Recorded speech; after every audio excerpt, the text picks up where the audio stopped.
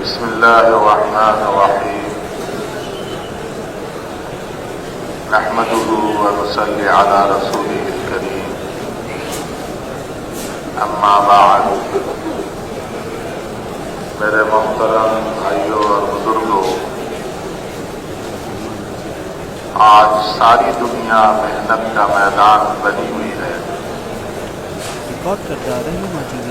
اور دنیا جہاں میں محنت کی مختلف شکلیں انسانوں نے اپنی اپنی عقل اور سمجھ کے اعتبار اور مطابق بنا رکھے ہیں، اور ہر محنت والا اپنی محنت کے ذریعے سے خوشیاں اور راحتیں سمیٹنا چاہتا ہے، کامیابی حاصل کرنا چاہتا ہے۔ انٹرنیشنل اسلامک اسٹوڈیو تاجر تجارت کی محنت سے نفع اٹھا کر اپنی ضرورتیں، حاجتیں، اپنی خواہشات پوری کرنا چاہتا ہے۔ زمیندار زمیندارے کی محنت سے اناج، غلہ، پھل، سبزیاں سمیٹ کر ان کے ذریعے سے مال و متاع جمع کرنا چاہتا ہے، اپنی حاجت اور خواہش پوری کرنا چاہتا ہے۔ ملازم پیشہ اپنی ملازمت کے ذریعے سے تنخواہیں وصول کر کے اپنے گھر کی، اپنے بچوں کی، بیوی کی، ماں باپ کی، ضرورت مندوں کی ضرورتیں پوری کرنا چاہتا ہے۔ اسلامک اسٹوڈیو عہدے منصب والے اپنے عہدے منصب کی محنت کے ذریعے سے اونچے سے اونچا مقام مرتبہ حاصل کر کے اپنے اندر کی خواہش کی تکمیل کرنا چاہتے ہیں۔ سیاستدان اپنے سیاست کی محنت کے ذریعے سے لوگوں میں شہرت اور لوگوں میں ناموری پیدا کر کے حکومت حاصل کرنا چاہتے ہیں۔ ہر شعبہ زندگی والا اپنے اپنے شعبہ زندگی میں اپنی محنت کے کمال کو پہنچ کر اور اس محنت کے ذریعے سے دنیا کی ساری خوشیاں، دنیا کے چین سکون، دنیا کے راحت اور اطمینان سمیٹنا چاہتے ہیں۔ محنت کی شکلیں بنا رکھی ہیں، اور ان محنت کی شکلوں میں مقصود اور مطلوب صرف ایک ہی ہے کہ جو جس شکل میں محنت کر رہا ہے وہ اپنی اپنی محنت کی اس شکل سے اطمینان والی زندگی حاصل کرے۔ ہمارے حاجی عبدالوہاب صاحب رحمۃ اللہ علیہ اپنے بیان میں ایک قصہ سناتے تھے اور اکثر سنایا کرتے تھے کہ ایک امریکی اور ایک مکسیکی کا قصہ۔ ایک مکسیکی جو ہے وہ سمندر کے کنارے ریت پر لیٹا ہوا ایک رسہ دھاگا مچھلی شکار کرنے کا، جس میں آگے کانٹا ہے، کانٹے میں کوئی گوشت ہے، کچھ ہے جس سے مچھلی دیکھ کر سونگھ کر آ جاتی ہیں، کانٹے میں پھنس جاتی ہیں۔ وہ سمندر میں ڈالے، سمندر کے کنارے ریت پہ لیٹا ہوا اس رسی کے دھاگے کے کنارے کو اپنے انگوٹھے میں لپیٹ کر آرام سے لیٹا ہوا تھا۔ ایک امریکی کا گزر ہوا، اس نے اس سے پوچھا کہ تم کیا کر رہے ہو؟ اس نے کہا تجھے نظر نہیں آ رہا میں کیا کر رہا ہوں؟ اس نے کہا کہ تم اس دھاگے کے ذریعے سے ایک مچھلی پکڑو گے، اگر تم اس کی بجائے وہ لکڑی لے لو جس کے آگے دھاگا بندھا ہوتا ہے تو 3-4 لکڑیاں تم لگا دو اور آرام سے بیٹھے رہو، تو 3-4 لکڑیوں میں 3-4 مچھلیاں آئیں گی 3-4 کانٹوں میں۔ تو اس مکسیکی نے کہا کہ اچھا پھر کیا ہوگا؟ امریکی نے کہا پھر ایسا ہوگا کہ وہ 3-4 مچھلیاں تم بیچو گے، تمہارے پاس پیسے زیادہ ہو جائیں گے، جب زیادہ پیسے ہو جائیں گے تو پھر اس نے کہا پھر کیا ہوگا؟ میں نے کہا پھر جب پیسے تمہارے پاس زیادہ جمع ہو جائیں تو تم ایک جال خرید لینا۔ اس نے کہا اچھا پھر کیا ہوگا؟ پھر اس جال سے تم جب شکار کرو گے تو اس جال میں بہت ساری مچھلیاں آئیں گی۔ انہوں نے کہا پھر کیا ہوگا؟ ان مچھلیوں کو بیچ کر تمہارے پاس اور زیادہ پیسے جمع ہو جائیں گے۔ اس نے پوچھا اچھا پھر کیا ہوگا؟ تو پھر تمہارے پاس اتنے پیسے جمع ہو جائیں تم ایک چھوٹی سی کشتی لے لینا۔ اچھا کشتی لے لوں گا تو پھر کیا کروں گا؟ کشتی لے کر تم ذرا اور آگے سمندر میں گہرے پانی میں چلے جانا، وہاں مچھلیاں زیادہ ملیں گی، زیادہ جال میں مچھلیاں آئیں گی۔ تو پھر کیا ہوگا؟ امریکی نے کہا پھر تمہارے پاس پیسے اور زیادہ جمع ہو جائیں گے تو تم ایک وہ مشینی کشتی لانچ خرید لینا اور گہرے پانی میں جانا، اور گہرے پانی میں جاؤ گے تو وہاں اور زیادہ تمہارے پاس شکار آئیں گے، زیادہ مچھلیاں ہوں گی، تو پھر تم اپنے لیے ایک دو ملازم بھی رکھ لینا، پیسے زیادہ ہو جائیں گے تو پھر اور پیسے جمع ہوں گے تو ایک چھوٹا سا اسٹیمر خرید لینا۔ پھر کیا ہوگا؟ اس نے کہا پھر اسٹیمر خرید کے تم اور گہرے سمندر میں جانا اور وہاں پہ تمہارے ساتھ عملہ بھی ہوگا، وہ سارے مل کر مچھلی پکڑیں گے، پھر تم ان مچھلیوں کو دوسرے ملکوں میں بھی بھیجنا اور تمہارے پاس پیسے زیادہ ہو جائیں گے، اور پیسے ہوں گے، اتنے پیسے جمع ہو جائیں گے ایک بحری جہاز لے لیں اور بحری جہاز لے کر سمندروں میں دور دور تک مچھلیاں پکڑتے رہنا، مچھلیوں کا شکار کرنا، اور مچھلیاں شکار کر کے مچھلیوں کو ملک میں باہر ملک میں ایکسپورٹ کرو گے، بھیجو گے، تو پھر کیا ہوگا؟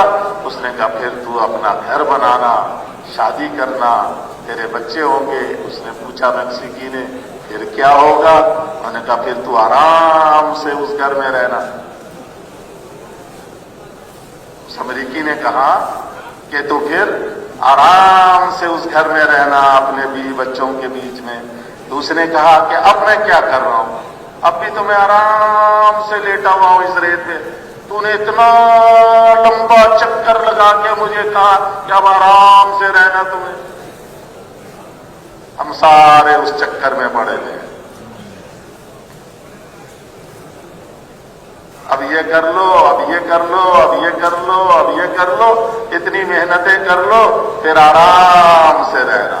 وہ آرام سے رہنے کی نوبت نہیں آتی اور ملک الموت آ جاتے ہیں کہ چلو اب آرام سے میرے ساتھ چلو۔ میرے بھائی اور بزرگوں، ہر طرف یہ دوڑ لگی ہوئی ہے، بس دنیا کی محنت میں اپنی صلاحیت کو لگا دو اور صلاحیت کو لگا کر یہاں کی زندگی میں خوشیاں سمیٹ لو، راحتیں لے لو، اطمینان اور چین لے لو۔ مولانا یوسف صاحب رحمۃ اللہ علیہ فرمایا کرتے تھے کہ ساری دنیا اس محنت کے دھوکے میں پڑی ہوئی ہے۔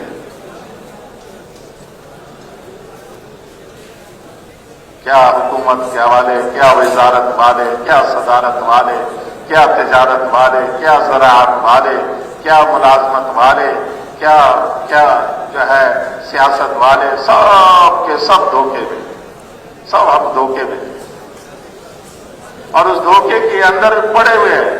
وہ جیسے وہ بلی جو ہے کا قصہ ہماری کتابوں میں ہم پڑھتے تھے، عربی کتابوں میں کہ ایک بلی نے ایک ریتی کے اوپر اس نے زبان پھیر دی، زبان پھیری تو اس کی زبان کٹ کے اس میں سے خون نکلنے لگا، تو اس خون کو اس نے چاٹ لیا، بڑا مزہ آیا۔ وہ یہ سمجھنے لگی کہ یہ جو ریتی ہے اس کو میں چاٹ رہی ہوں تو اس میں سے خون نکل رہا، خون تو اس کی زبان کٹنے سے نکل رہا تھا، اور وہ ریتی کو چاٹتی جا رہی ہے اور خون نکلتا جا رہا، اور اسی خون کو وہ چاٹتی جا رہی ہے، اس ریتی کے اندر سے خون نکلنے کے دھوکے میں اپنی جان گنوا بیٹھے۔ ہم سارے اسی دھوکے میں اپنے آپ کو بربادی کی طرف لیے چلے۔ یہاں جو اس وقت ہمیں جمع کیا گیا ہے، یہ جو جتنی محنتوں کی شکلیں ہم نے بتلائیں ان میں سے کسی محنت کے لیے نہیں، ہم بھی یہاں ایک محنت کے لیے جمع ہوئے ہیں، لیکن یہ وہ محنت ہے جس محنت کے لیے رب کائنات، رب عرش عظیم، رب ذوالجلال اللہ جل جلالہ عما نوالہ نے انبیاء علیہ الصلوات والتسلیمات کی برگزیدہ ہستیوں کو چن کر اس محنت میں لگایا، اور وہ محنت یہ ہے کہ انسانوں کے قلوب میں اللہ کی ذات سما جائے، اللہ کی ذات کا نور آ جائے، اللہ کی پہچان اور معرفت آ جائے، یہ انسان اپنے اللہ کو جان لے، اپنے اللہ کو مان لے، اور اپنے اللہ کو جان کر مان کر جیسے اللہ چاہے ویسے زندگی گزارے۔ اس محنت کے لیے انبیاء علیہ الصلوات والتسلیمات کو بھیجا۔ وہ محنت ایسی ہے کہ جس محنت کا ایک لازمی نتیجہ ہے، یقینی نتیجہ ہے کہ جب وہ محنت کی جاتی ہے تو محنت کرنے والا اور جن لوگوں پر محنت کی جا رہی ہے ان کے دلوں میں اللہ ہدایت کا نور داخل کر دے، اور جب ہدایت کا نور دلوں میں آ جائے تو پھر اللہ کے ہر حکم کو ماننا، نبی کے ہر طریقے پہ چلنا انسان کے لیے آسان ہو جاتا ہے۔ ہدایت کا نور آ جائے۔ ہدایت کا نور وہ روشنی ہے کہ جس روشنی سے اوامر الہیہ میں منافع نظر آنے لگتے ہیں۔ نماز میں کیا نفع ہے اس کو نظر آتا ہے، ابھی تو ہم بولتے ہیں ہمیں نظر نہیں آ رہا، اس لیے کہ ہمارے اندر ابھی نور اتنی نہیں ہے۔ جیسے اندھیرے کمرے کے اندر سانپ بچھو نظر نہیں آتے، اندھیرے کمرے کے اندر سونا چاندی نظر نہیں آتے، پتھر ڈھیلے نظر نہیں آتے، لیکن جو ہی اس میں روشنی کر دی جاتی ہے تو وہ نظر آنے لگ جاتا ہے۔ وہ روشنی زیادہ ہو تو زیادہ واضح نظر آنے لگتا ہے، اور مدھم سی روشنی ہو، ہلکی سی روشنی کہیں باہر سے آ رہی ہے یا کہیں سے ماچس کی تیلی جلی ہے تو اس میں تھوڑی تھوڑی کچھ چیزیں نظر آئیں گی، کچھ مدھم سی نظر آئیں گی، کچھ نظر نہیں آئیں گی۔ سونے کی ڈلی کو پتھر کا ڈھیلا سمجھے گا مدھم روشنی میں، لیکن تیز روشنی میں پتھر کو پتھر جانے گا، اور سونے کو سونا، سانپ کو سانپ، رسی کو رسی، یہ اس تیز روشنی سے پہچانی جاتی ہے۔ جیسے ظاہری روشنی سے ظاہری شکلوں کی پہچان ہو جاتی ہے، ایسے ہی ہدایت کی روشنی سے، ہدایت کے نور سے باطنی منافع کی پہچان ہو جاتی ہے۔ جو اللہ والے ہوا کرتے تھے وہ اس کو پہچان جاتے تھے۔ اللہ والوں کی یہاں پہچان جو ہوتی تھی۔ ایک بزرگ گزرے ہیں عبدالعزیز دباغ رحمۃ اللہ علیہ، ہمارے فضائل اعمال جو ہم پڑھتے ہیں نا اس میں فضائل قرآن میں شیخ نے لکھا ان کا قصہ کہ عبدالعزیز دباغ رحمۃ اللہ علیہ ان پڑھ تھے، امی تھے، پڑھنا لکھنا نہیں جانتے، لیکن تھے بڑے اللہ والے۔ دباغ ان کا لقب ہی پڑ گیا دباغ۔ دباغ کہتے ہیں اس کو جو چمڑے کی رنگ سازی کا کام کرتے ہیں، چمڑا جو ہے کچا چمڑا خریدتے ہیں، پھر اس کو جو ہے وہ کرتے ہیں، خشک کرتے ہیں۔ اب تو مشینیں آ گئی، ٹینڈریاں لگ گئی، پہلے لوگ دھوپ میں نمک سے ان چیزوں سے ان چمڑے کو دبا کر دیتے تھے اور اس کھال کو استعمال کے قابل بناتے تھے، تو وہ یہ کام کرتے تھے اللہ والے بزرگ۔ ریکارڈ کردہ رہنما ٹی وی انٹرنیشنل اللہ والے بننے کے لیے افسر بننا ضروری نہیں ہوتا، اللہ والے بننے کے لیے کوئی علامہ ہونا بھی ضروری نہیں ہوتا۔ اللہ جسے چاہے اپنا تعلق عطا کر دے، بس اندر چاہت ہونی چاہیے، اندر چاہت ہونی چاہیے، اندر طلب ہونی چاہیے، اندر جستجو ہونی چاہیے۔ بقول حضرت معاذ ابن جبل رضی اللہ تعالیٰ عنہ کے کہ اپنے شاگرد ابو ادریس خولانی سے کہا جب وہ رونے لگے ان کے انتقال پہ کہ ایسا متقی استاد میں کہاں سے لاؤں گا۔ حضرت معاذ کا جب انتقال ہونے لگا تو حضرت معاذ رضی اللہ تعالیٰ عنہ نے فرمایا کہ اے ابو ادریس مت رو، علم تو اللہ دیتے ہیں، مت رو، علم تو اللہ دیتے ہیں، بس اپنے اندر اللہ کو پانے کی جستجو پیدا کر لے، جیسے ابراہیم علیہ السلام نے پیدا کی۔ ابراہیم علیہ السلام کو یہ جستجو ہو گئی کہ مجھے اپنے رب کی پہچان ہو جائے، میرا رب کون ہے، میرا رب کون ہے، یہ جستجو ہو گئی۔ اب لڑکپن میں ابراہیم علیہ السلام چھوٹے بچے ہیں، اندر جستجو ہے، لڑکپن سے یہ جستجو ہے کہ مجھے رب کی پہچان ہو جائے۔ माँ से पूछा, अम्मा मेरा रब कौन है? माँ से पूछा, अम्मा मेरा रब कौन है? माँ ने कहा बेटे से कि रिकॉर्ड करता बेटा है तेरा रब मैं हूं। International Islamic studio. क्यों क्यों कहा माँ ने? इसलिए कि रब कहते हैं अरबी जबान में, रब कहते हैं अरबी जबान में उस जात को, उस हस्ती को जिससे इंसानी जरूरतें, हाजतें, ख्वाहिशात पूरी होती हैं। इंसानी जरूरतें, हाजतें, ख्वाहिशात सारे इंसानों की।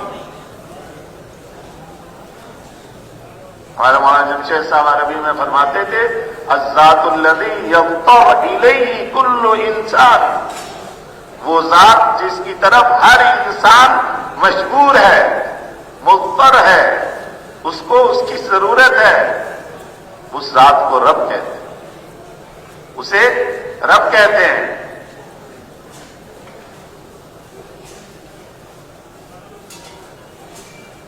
मां ने जब कहा तेरा रब मैं, इब्राहिम अलैहिस्सलाम को यह बात जरा खटकी कि अच्छा, मां ने तो इसलिए कहा कि तेरी सारी जरूरतें मैं पूरी करती हूं। अच्छा तो है अम्मा, आपका रब कौन? आपका रब कौन? मां ने कहा मेरा रब तेरा बाप, कि मैं अपनी सारी जरूरतें तेरे बाप के जरिए से पूरी करती हूं। अच्छा अम्मा, मेरा रब आप, आपका रब मेरा बाप, तो फिर मेरे बाप का रब कौन? फरमाया तेरे बाप का रब नमरूद। मां ने कहा तेरे बाप का रब नमरूद। इब्राहिम अलैहिस्सलाम ने कहा अच्छा तो फिर मेरे बाप का रब नमरूद, तो नमरूद का रब कौन? मां ने कहा तौबा तौबा, नमरूद तो रब्बुल अरबाब है, सारे रबों का रब है नमरूद, नमरूद का रब कोई नहीं।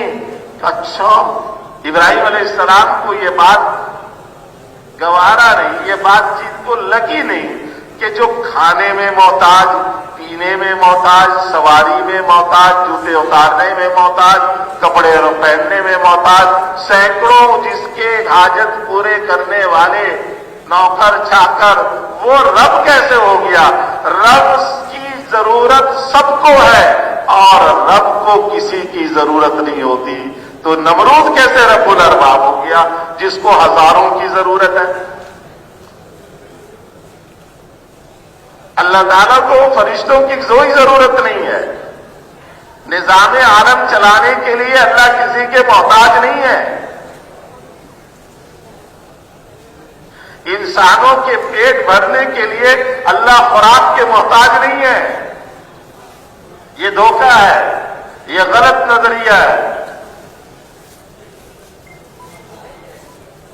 हमारे मुल्क के एक सियासतदान हाजी साहब रहमतुल्लाह अलैह से हरम मक्की में कहने लगे कि हाजी साहब, हाजी अब्दुल वहाब साहब से फरमाने लगे कि हाजी साहब, हमारे मुल्क में 80% लोगों के पास वसाइल नहीं है, सिर्फ 20% लोगों के पास वसाइल है। International Islamic studio. बहुत पुरानी बात है। तो हाजी साहब ने फरमाया गलत बोलते हो, डांट दिया उसे। वो बेचारा एकदम से वो हो गया हाजी साहब के सख्त लफ्ज से। हाजी साहब ने कहा गलत बोलते हो। तो वो थोड़ी सी हिम्मत करके उसने कहा नहीं हाजी साहब मैं सही कह रहा हूं, पूरे हिसाब किताब के जो है वो किया हमारे मशवर जो है हिसाबदान, हिसाब करने वाले, तजिया करने वाले कि जी 80% जो हमारी आवाम है उनके पास वसाइल पूरे वसाइल नहीं है, सिर्फ 20% है जिनके पास पूरे वसाइल है। ऐसा ने कहा बिल्कुल गलत, 100% आवाम के पास वसाइल मौजूद है। 2 दफा तो उसने कह दिया था, तीसरी दफा फिर उसने हिम्मत की। उसे बात समझ नहीं आई कि हाजी साहब ये क्या कह रहे हैं। पहले तो हाजी साहब ने सिर्फ गलत कहा, दूसरी दफा में हाजी साहब ने कहा गलत और 100% अवाम के पास वसाइल मौजूद है। جب اس نے تیسری دفعہ ہمت کر کے کہا کہ نہیں بھائی صاحب وسائل صرف 80% لوگوں کے پاس 20% لوگوں کے پاس ہے، 80% لوگوں کے پاس پورے وسائل نہیں ہے، کئی علاقے والے ہیں جنہیں پانی نہیں ملتا، کئی علاقے والے ہیں جنہیں خوراک نہیں ملتا۔ بھائی صاحب نے فرمایا دیکھ بھائی سن بات، اب اسے سمجھایا کہ وسائل کیا ہے، وسائل کیا ہے، تم حالات اور چیزوں کو وسائل سے اور چیزوں سے جوڑ رہے ہو۔ فرمایا کہ 100% عوام کے پاس وسائل موجود ہیں، اس لیے کہ حالات کا بننا، حالات کا بگڑنا، حالات کا بننا، حالات کا بگڑنا ان اعمال کی وجہ سے ہوتا ہے جو اعمال انبیاء علیہم الصلوات والتسلیمات اللہ جل جلالہ عما نوالہ کی طرف سے عوام کے لیے لے کر آتے ہیں۔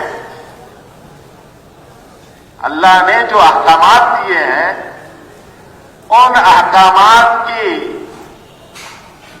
تعمیل پر اور نبی کے بتلائے ہوئے طریقے سے ان احکامات کی تعمیل پر اللہ حالات بناتے ہیں، اور اللہ کے بھیجے ہوئے احکامات کے چھوڑنے پر اللہ حالات بگاڑتے ہیں۔ اب جو اعمال اللہ نے نبیوں کے ذریعے سے بھیجوائے ہیں ان اعمال کو انسانوں نے کرنا ہے، کسی اور مخلوق نے نہیں کرنا۔ ان اعمال کو کرنے کے لیے، ان اعمال کو کرنے کے لیے انسان کو دل چاہیے، عقل چاہیے، دماغ چاہیے، ہاتھ چاہیے، پاؤں چاہیے، آنکھ چاہیے، کان چاہیے، زبان چاہیے۔ یہ وسائل ہے، یہ ہر انسان کے پاس موجود ہے۔ اس کے پاس کھانے کو نہیں ہے، وسائل موجود ہے۔ اس کے پاس پینے کو نہیں ہے، وسائل موجود ہے۔ اس کے پاس گھر رہنے کو جھونپڑا نہیں ہے، وسائل موجود ہے۔ ان وسائل سے احکام خداوندی کو پورا کرے تو جو ضرورت ہے وہ اللہ پورے کر دیں گے۔ تم نے ضرورت کو وسائل بنا دیا۔ تم یہ کہہ رہے ہو کہ ضرورتیں نہیں ہیں پوری، ہم مانتے ہیں ضرورتیں پوری نہیں ہو رہی ہیں۔ کیوں پوری نہیں ہو رہی ہیں؟ کیونکہ یہ انسان اللہ کے احکامات پورے نہیں کر رہے۔ احکامات پورے کیوں نہیں کر رہے؟ کہ وسائل ہے، وسائل استعمال نہیں کر رہے۔ پاؤں ہے، پاؤں کو مسجد کی طرف لے کے نہیں جا رہے ہیں، پاؤں کو سینما گھر میں لے کے جا رہے ہیں۔ زبان ہے، اس زبان کو تلاوت میں نہیں استعمال کر رہے ہیں، اس زبان سے غیبت اور جھوٹ اور ایک دوسرے کے اوپر لان تان یہ تو کر رہے ہیں۔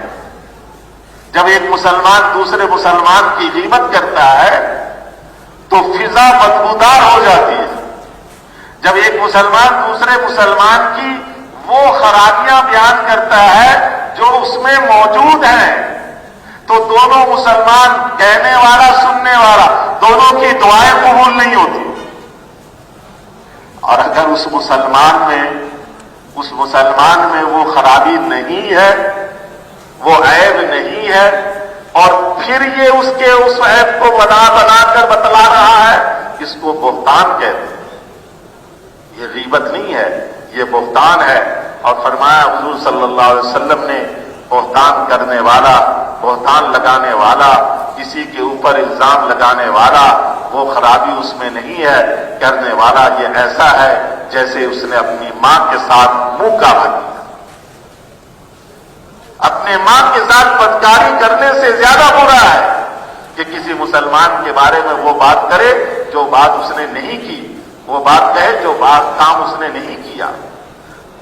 اگر کیا اور کہا تو یہ غیبت ہے، اور غیبت کو کہا تو دعا اس کی بھی قبول نہیں، جس نے سنی اس کی بھی قبول نہیں۔ کر لو اب، کی ضرورت پوری نہیں ہو رہی۔ دن بھر تو غیبت کر رہا تو ضرورت کیسے اللہ پوری کرے؟ دن بھر اللہ کو ناراض کر رہے ہیں۔ ہاتھ دیا تھا اللہ نے دوسروں کی مدد کے لیے، اس ہاتھ کو استعمال کیا دوسروں کو تھپڑ مارنے کے لیے، تو تیرے اس ہاتھ سے اللہ کیا کیا خیریں لے کر آئیں گے. آنکھ دیا تھا اللہ نے غریبوں کے غربت کی چیزوں کو دیکھ کر ان کی ضروریات کا تکفل کرتا. آنکھ سے اس نے غیروں کی عورتوں کو دیکھا اور غیروں کے مال کو للچائی نگاہ سے دیکھا اور اس کے لوٹ گھسوٹ کے اندر پڑنے کے لیے اس آنکھ کو استعمال کیا. بجائے اس آنکھ کو تلاوت قرآن میں لگاتا، محبت سے اپنی ماں کو دیکھتا تو حج عمرے کا ثواب پاتا، اپنے باپ کو دیکھتا تو حج عمرے کے ثواب پاتا. ایک نوجوان سے حاجی صاحب فرمانے لگے کہ دیکھو اس کی کتنے مزے ہیں، ہمارے تو ماں باپ چلے گئے، اس کی کتنے مزے ہیں. یہ دن میں سینکڑوں دفعہ اپنے ماں باپ کو محبت سے دیکھے اور ہر دیکھنے پہ حج عمرے کا ثواب پائے. کتنے مزے ہیں. ہمارے جوانوں کو فرصت ہی نہیں ہے ماں باپ کے پاس بیٹھنے کی. اب تو وہ ایک شیطانی آلہ ہر ایک کے جیب میں ہے. ماں باپ کے پاس جاتے ہیں ملنے کے لیے، ارے بھائی ماں باپ کے پاس آیا ہے تو کم از کم اس شیطان کو تو ایک طرف رکھ کر ماں باپ کے پاس بیٹھ، ان کو دیکھ. بیٹھا ماں باپ کے پاس اور لگا ہوا اسی میں، وہ جو ہر ایک کے جیب میں ہے. ماں بیچاری اپنا کچھ پڑھ رہی ہے، باپ بیچارہ کچھ ذکر کر رہا، کچھ کر رہا، وہ انتظار میں ہے کہ بیٹا ہمیں بھی دیکھ لے، ہمارے سے بھی کوئی بات کر لے. یعنی ایک ایک مجلس میں سینکڑوں حج عمرے کا ثواب لے سکتا ہے کوئی ٹکا پیسہ خرچ کیے بغیر. بس ہر تھوڑی دیر بعد نگاہ ڈالے باپ پر محبت سے، پھر ماں کو دیکھے محبت سے، پھر باپ کو دیکھے محبت سے، پھر ماں کو دیکھے محبت سے. اماں پانی دے دو، اماں یہ کھا لو، اماں یہ پڑھ لو، اماں دم کر دو. بس ابا میں جا رہا ہوں دم کر دو، ابا آ گیا دم کر دو. کتنا ثواب لے سکتا ہے. بھائی صاحب نے مجھ سے فرمایا کہ دیکھو اس کے کتنے مزے ہیں اس بچے کے، لیکن ہمارے بچوں کو فرصت ہی نہیں ہے مزے لینے کی کہ اپنے والدین کے پاس بیٹھیں اور ان کو دیکھ دیکھ کر حج عمرے کا ثواب لیتے جائیں. دن میں سینکڑوں حج عمرے کا ثواب، روزانہ کتنے دنوں میں، کتنے مہینوں میں، کتنے.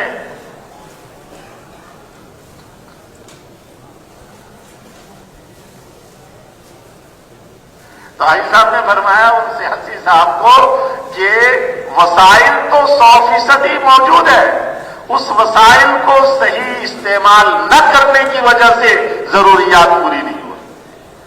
وسائل کیا ہے؟ وسائل ہاتھ پاؤں ہے، زبان کان ہے، دل دماغ ہے. یہ وسائل سب کے پاس موجود ہیں. جس کے پاس وسیلہ نہیں ہے اللہ نے اس کے لیے کوئی وہ نہیں رکھا ہوا. جس کے پاس وسائل نہیں ہے اس کا کوئی مواخذہ نہیں ہے. وسائل والوں سے پوچھو گی، وسائل سب کے پاس ہیں. وسائل کو وہاں استعمال کرے جہاں استعمال کرنے کے لیے اللہ نے کہا ہے اور وہاں سے روکے جہاں استعمال کرنے سے اللہ نے منع کیا ہے. پھر دیکھیں اللہ ضروریات کو کیسے پورا کر دے. ہم گئے منڈی بہاؤالدین، وہاں اجتماع تھا تو وہاں کے ایک SHO صاحب تھے تھانے دار، ان سے میرا تعلق تھا. تو میں نے حاجی صاحب سے ملایا. میں نے کہا جی یہ SHO صاحب ہیں. ہم ایک دفعہ جماعت لے کر وہاں گئے تو حاجی صاحب نے ہمارے ساتھ علماء تھے تو کھانے پہ ہم نے ان کو بلایا کہ جی ہمارے ساتھ کھانا کھا لو. ہمارے ساتھ علماء تھے، انہوں نے بریانی بنائی ہوئی تھی مرغے کی. وہ وردی میں کہیں جا رہے تھے ڈیوٹی دینے تو گزرتے ہوئے مسجد کے پاس سے انہوں نے کہا وہ مولوی صاحب کی جماعت ہے، چلو ان کو سلام کرتے جاؤ.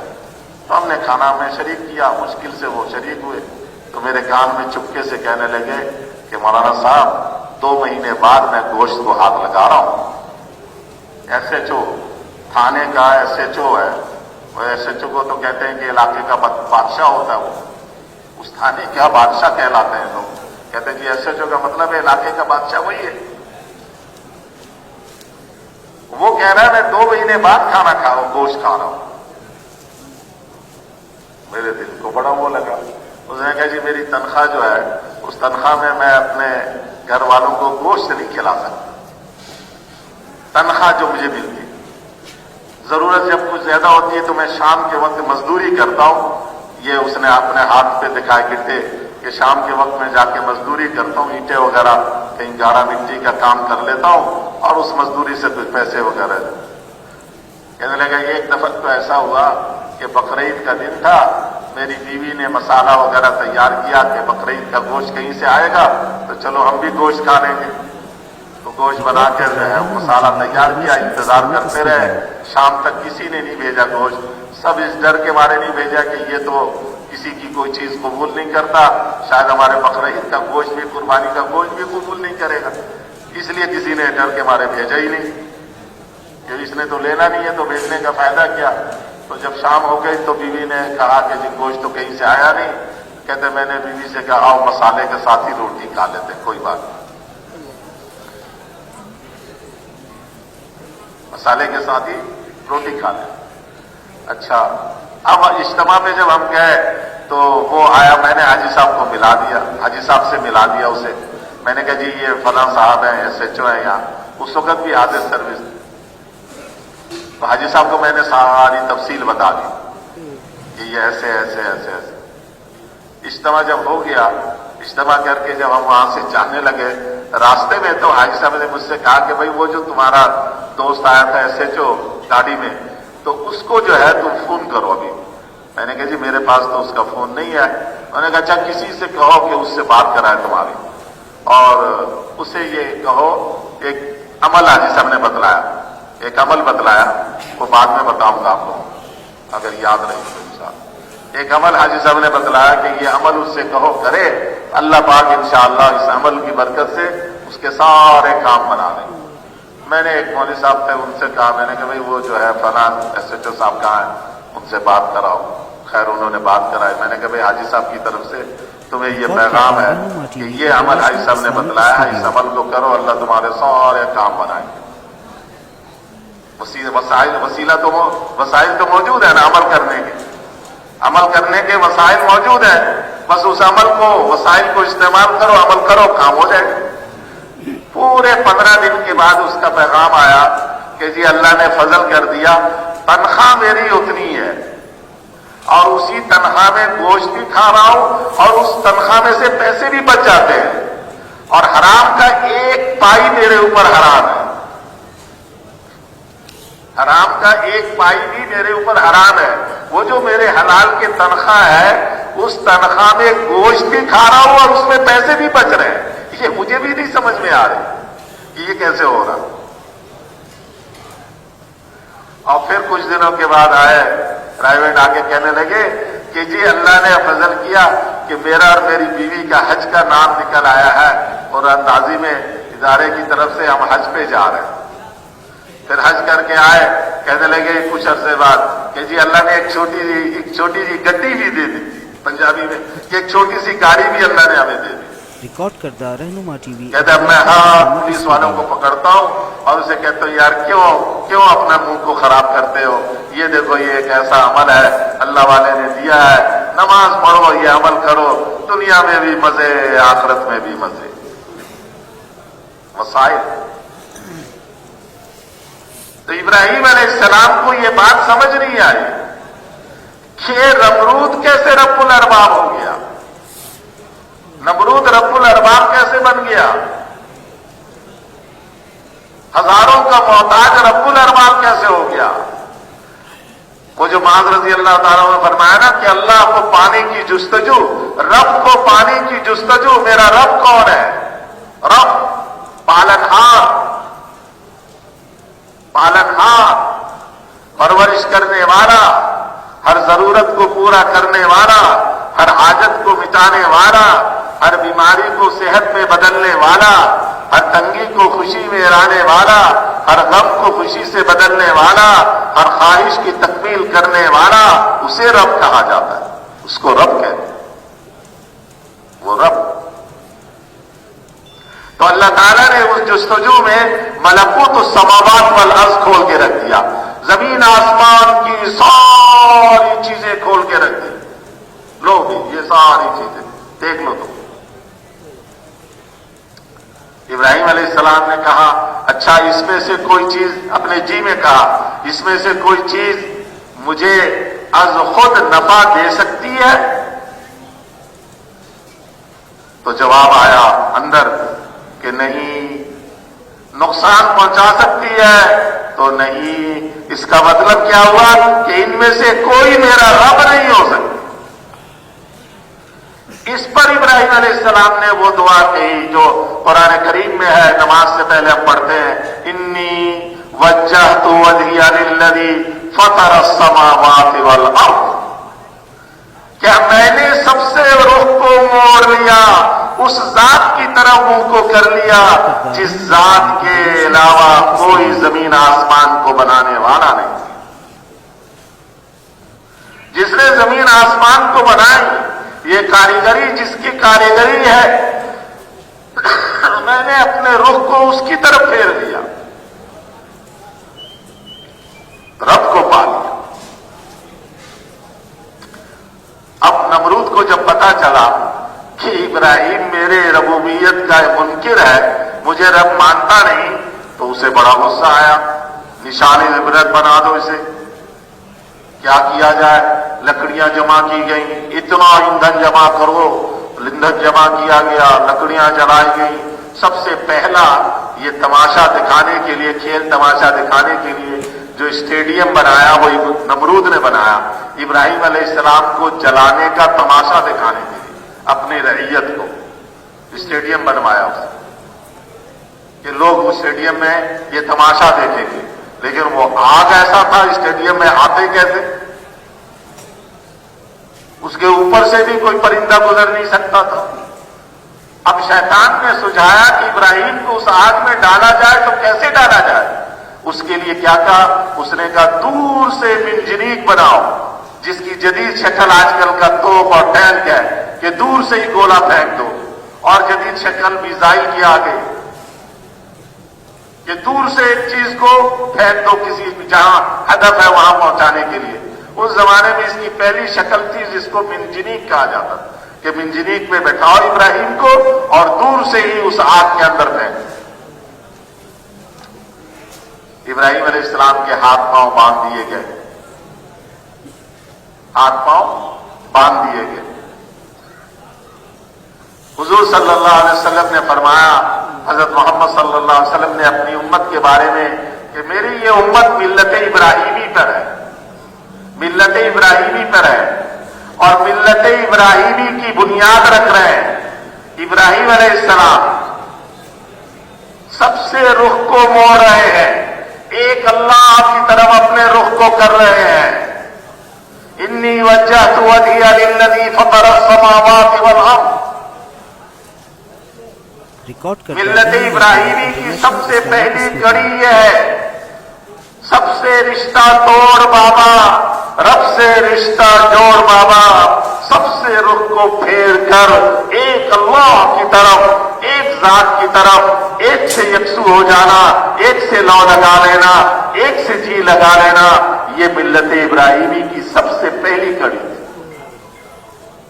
ابراہیم علیہ السلام اس امت کے لیے رکھ رہے ہیں جس امت نے آخر زمانے میں آ کر تمام اقوام عالم کی ہدایت کی محنت کی ذمہ داری کو اپنے کاندھے پر اٹھا کر اس محنت میں لگنا تھا، اس کے لیے بنیاد رکھ رہے ہیں کہ اس محنت میں لگتے ہوئے سب سے رخ کو پھیر کر صرف اللہ سے جی لگا کر، اللہ پر اعتماد کر کے، اللہ پر بھروسہ کر کے، اللہ پر توکل کر کے اس محنت میں لگو گے تو پھر اللہ اس کے اعتبار سے نتیجے بھی دکھلائیں گے۔ اب منجنیق میں ڈالنے کا وقت آ گیا، ہاتھ پاؤں بندھے ہوئے ہیں، آسمانوں میں کوہرام مچا ہوا ہے، فرشتوں میں کوہرام مچ گیا۔ جبرائیل امین کے پاس حاضر، جبرائیل امین کو سفارشی بنا کر اللہ کے پاس بھجوایا کہ جاؤ، جا کر رب کائنات سے کہو کہ تیرے خلیل کے ساتھ تیرا دشمن کیا کرنے لگا ہے۔ نمرود اللہ کا دشمن، اللہ کا منکر، اور ابراہیم خلیل اللہ، اللہ کے دوست۔ آپ کے دوست کے ساتھ آپ کا دشمن کیا کر رہا ہے؟ جبرائیل امین حاضر خدمت ہوئے. اللہ نے فرمایا کہ اگر میرا خلیل تمہاری مدد لیتا ہے تو ضرور اس کی مدد کرو. جبرائیل امین فرشتوں کو لے کر چند فرشتوں کو لے کر حاضر خدمت ہوئے اور آ کر عرض کیا اے خلیل اللہ یہ فرشتہ پہاڑوں کا نگران ہے, آپ حکم دے تو پہاڑوں دونوں طرف کے پہاڑ لا کر یہ ساری بستی والوں کو اس میں پیس کے رکھے. یہ فرشتہ پانی کا نگران ہے, آپ حکم دے آپ کا حکم مانے گا, یہ پانی لائے گا اور ایسا پانی برسائے گا کہ یہ آگ بجھ کر خاک. اور یہ فرشتہ ہوا کا نگران ہے, آپ حکم دیں تو ہوا کو لے کر آئے اور وہ ہوا اس آگ کو اٹھا کر اڑا کر جا کے سمندر میں پھینک آئے. ابراہیم علیہ السلام نے کیا جواب دیا؟ اما الیکم فلا. یہ نہیں کہا کہ نہیں نہیں نہیں مجھے کوئی ضرورت نہیں ہے, جاؤ جاؤ جاؤ. فرمایا ضرورت تو مجھے ہے, ضرورت تو مجھے ہے, حاجت تو مجھے ہے, پریشان تو میں ہوں, انسان ہوں, مصیبت پہ گھرا ہوں, آگ میں ڈلے جانے کا وقت ہے, لیکن فرشتوں میری ضرورت کا تعلق تم سے نہیں ہے. اما الیکم فلا. اپنی حاجت ضرورت میں امت محمدیہ کے لیے بنیاد رکھ رہے ہیں. جب بھی کوئی حاجت ضرورت آئے حکومت والوں سے مت کہو, وزیروں سے مت کہو, ممبروں سے مت کہو. ہمارے حاجی صاحب رحمۃ اللہ علیہ تو فرماتے تھے اپنے ماں باپ سے بھی اپنی ضرورت کا اظہار مت کرو, اللہ سے کہو.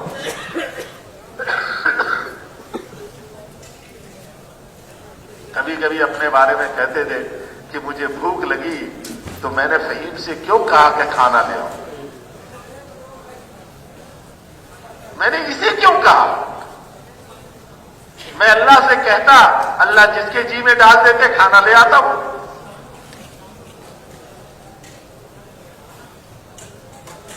یعنی اپنے بھوک کا اظہار اپنی اولاد جیسوں سے بھی کرنا گوارا نہیں تھا. اپنی حاجت کا اظہار میں اللہ کے سوا کسی اور مخلوق کے سامنے کیوں کہوں؟ جبرائیل امین نے جب یہ کہا تو حضرت ابراہیم خلیل اللہ نے یہ بنیاد رکھوائی کہ دیکھو ہر حاجت ضرورت میں اللہ سے نگاہ ادھر ادھر جانے نہ پائے, اللہ سے نگاہ ہٹنے نہ پائے. نگاہ صرف اور صرف اللہ پہ رہے, اللہ پہ نگاہ ٹکی رہے, اللہ کے سوا کسی اور کی طرف نگاہ نہ جائے.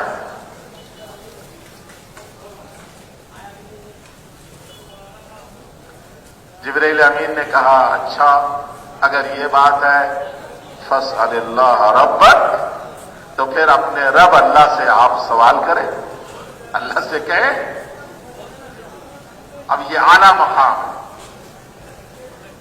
اعلیٰ مقام, ٹھیک ہے اچھی بات ہے, اللہ سے کہنا چاہیے. حضور صلی اللہ علیہ وسلم نے فرمایا جوتے کا تسمہ ٹوٹ جائے تو بھی اللہ سے کہو. اگر تمہیں نمک کی ضرورت ہے, حدیث میں ہے, ترمذی شریف کی حدیث ہے, اگر جوتے کا تسمہ ٹوٹے تو اللہ سے مانگو. اگر تمہیں نمک کی ضرورت ہے اللہ سے مانگو. یہاں آئے دن جلسے جلوس کرتے رہتے ہیں, حکومت والے نہیں دے رہے ہیں, پانی نہیں دے رہے ہیں, بجلی نہیں دے رہے ہیں. اللہ سے کہے نا, یہ جتنے آدمی سڑکوں پہ نکل کر شور شرابہ کرتے ہیں یہ سارے مسجدوں میں آ کر سر سجدے میں ڈال کر اور آنسو بہا کر اللہ سے کہیں دیکھو کل کے بجائے آج مسئلہ حل نہیں ہوتا تو کیا کروں. اللہ سے کہہ کے تو دیکھ. اللہ تعالیٰ ظالم نہیں ہے, اور آج اللہ کہتے ہیں میں ظلم نہیں کرتا بندوں پر. ان بندوں نے ظلم کیا ہوا اپنے آپ پر کہ یہ مجھے چھوڑ کر میرے غیر کی طرف بھاگتے ہیں, مجھے چھوڑ کر میرے غیر کی طرف بھاگتے ہیں, تو پھر میں کیوں ان کا خیال کروں؟ میری طرف آؤ تو صحیح. اس لیے ایک حدیث میں آتا ہے جب یہ بندہ کہتا ہے یا اللہ اے اللہ، تو اللہ فوراً 80 مرتبہ کہتے ہیں بولو میرے بندے کیا کہتے ہیں، بولو کیا کہتے ہیں، کیا کہتے ہیں، کیا کہتے ہیں۔ اللہ تو انتظار میں ہے۔ ظلم تو ہم نے کیا ہوا اپنے آپ کو کہ جہاں سے ملنا ہے وہاں سے مانگ نہیں رہے، اور جہاں سے نہیں آئے گا وہاں پہ شور مچا رہے۔ جبریل امین نے کہا اپنے رب سے سوال کریں۔ ابراہیم خلیل اللہ نے کیا جواب دیا؟ علمہ بحالی حسبی عن سوالی، اس اللہ کو میرا علم نے میرے حال کی خبر نہیں ہے، اللہ کو میرے حال کا پتہ نہیں ہے میرے ساتھ کیا بیت رہی ہے۔ جب اس کو میرے حال کا علم ہے بس میرے سوال سے یہ کافی ہے، مجھے کوئی بات کہنے کی ضرورت نہیں۔ اب جوش ربانی، غیظ رحمانی، رحمت خداوندی اب متوجہ ہوئی۔ کیا کہا؟ اے فرشتوں، آسمانوں پہ میں اس کا الہ ہوں، اس کے علاوہ میرے علاوہ اس کا کوئی الہ نہیں، اور زمین پہ ابراہیم میرا خلیل ہے، اس کے علاوہ میرا کوئی خلیل نہیں۔ اے فرشتوں، تم میرے اور میرے خلیل کے بیچ سے نکل جاؤ، اب میں جانوں میرا خلیل جانے۔ اب براہ راست اللہ حکم دے رہے ہیں، قلنا یا نار کونی بردا،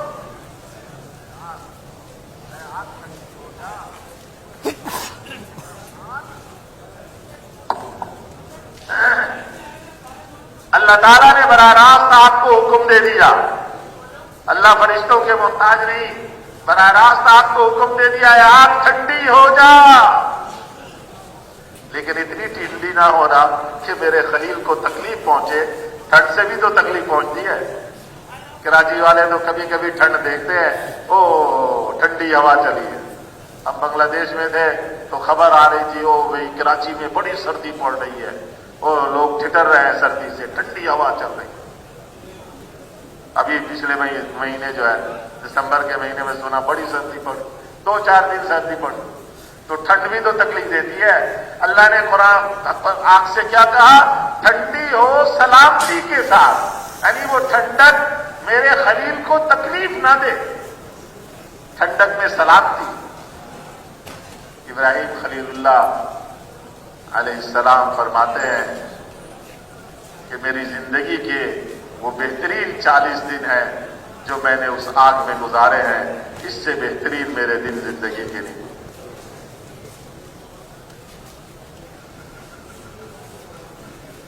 رب کو پانے کی جستجو، تو میں شروع میں بتا رہا تھا عبدالعزیز دباغ رحمۃ اللہ علیہ جو چمڑے کے رنگ سازی کا کام کرتے تھے، میں نے کہا رب کو پانے کے لیے، رب کو پانے کے لیے، اللہ والا بننے کے لیے، اللہ والا بننے کے لیے اللہ کو پانے کی جستجو چاہیے، مال و دولت، عہدے، منصب، ڈگریاں نہیں چاہیے۔ رہنما T V international Islamic studio. کوئی بھی آدمی پا سکتا، فقیر سے فقیر بھی پا سکتا، ان پڑھ سے ان پڑھ بھی ہو سکتا۔ جیسے عبدالعزیز دباغ تھے کہ جب ان کے سامنے کوئی بات کہی جاتی فوراً کہہ دیتے کہ اس میں فلاں فلاں جو بات کہی ہے وہ تو ہے قرآن، اور فلاں فلاں جو بات ہے وہ حدیث قدسی ہے، اور فلاں چیز جو ہے وہ حدیث ہے، اور جو باقی باتیں وہ اس کی اپنی باتیں۔ کسی نے کہا حضرت آپ تو ان پڑھ ہیں، آپ تو پڑھنا لکھنا جانتے ہی نہیں ہیں، آپ کو کیسے پتا یہ قرآن ہے، یہ حدیث ہے، یہ حدیث قدسی ہے، اس کی بات ہے؟ فرمانے لگے جب وہ قرآن پڑھتے ہیں تو مجھے وہ قرآن کا نور نظر آتا ہے، اس نور سے میں پہچان جاتا ہوں کہ یہاں تک قرآن، اور جب حدیث قدسی سنائی دیتی ہے تو حدیث قدسی کے وہ انوارات مجھے نظر آتے ہیں جو قرآن کے نور سے مختلف ہے، میں اس نور کو دیکھ کر کہہ دیتا ہوں یہ حدیث قدسی، اور حدیث کا نور حدیث قدسی کے نور سے مختلف ہے۔ یہ سارے انوارات الگ الگ ہیں، قرآن کا نور الگ، حدیث قدسی کا نور الگ، حدیث کا نور الگ، ان نوروں کو دیکھ لیتا ہوں۔ تو میں نے عرض کیا تھا کہ ہم اس محنت کے لیے یہاں بیٹھے ہیں کہ جس محنت کے نتیجے میں یقینی نتیجہ دلوں میں ہدایت کا نور آنا ہے. جب وہ نور آ جاتا ہے تو پھر اعمال کے منافع نظر آنے لگتے. سچ بولنے کا نفع اسے نظر آنے لگتا ہے. جب وہ نور نہ ہو تو پھر اسے نظر آتا ہے میں سچ بولوں گا تو میرا مال بکے گا نہیں.